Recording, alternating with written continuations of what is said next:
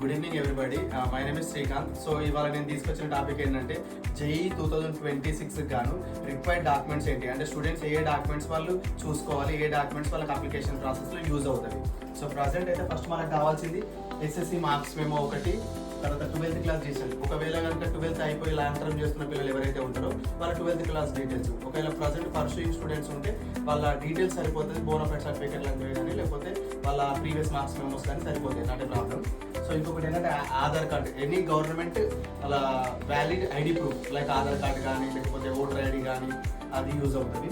ఇంకొకటి ఏంటంటే సర్టిఫికేట్స్, ఒకవేళ ఓబీసీ కానీ ఈడబ్ల్యూఎస్ ఎటువంటి రిజర్వేషన్స్ ఉన్న పిల్లలు ఎవరైతే ఉంటారో వాళ్ళు ఓబీసీ సర్టిఫికేట్ యూజ్ చేసుకోవాల్సి ఉంటుంది. ఎందుకంటే ఫర్దర్గా వాళ్ళ మార్క్స్ దగ్గరే కానీ తర్వాత కేటగిరీ యూజ్ అవుతుంది, వాళ్ళకి ఫర్దర్గా రిజర్వేషన్స్ అనేవి యూజ్ చేసుకోవచ్చు. సర్టిఫికేట్స్ కంపల్సరీ ఓబీసీ వాళ్ళు, ఈడబ్ల్యూఎస్ వాళ్ళు. సో ఇంకొకటి ఏంటంటే payment details debit card through కానీ లేకపోతే క్రెడిట్ కార్డ్ కానీ లేకపోతే నెట్ బ్యాంకింగ్ త్రూ పే చేసుకోవచ్చు. ఇంకొకటి ఏంటంటే రీసెంట్ పాస్పోర్ట్ సైజ్ ఫోటోగ్రాఫ్ ఉండాలి విత్ సైన్. సో వీటికి ఈ రిక్వైర్డ్ డాక్యుమెంట్స్ కంపల్సరీ చూసుకోవాలి. నేమ్ కరెక్షన్స్ అన్నింటి సర్టిఫికేట్స్లో ఈక్వల్గా ఉండాలి. ఈవెన్ ఐడి ప్రూఫ్స్లో కానీ 10th మెంబర్స్లో కానీ పేరు కానీ డేట్ ఆఫ్ బర్త్ కానీ ఈక్వల్గా ఉండాలి. సో ఈ డాక్యుమెంట్స్ అనేది కంపల్సరీ చూసుకోండి. Thank you.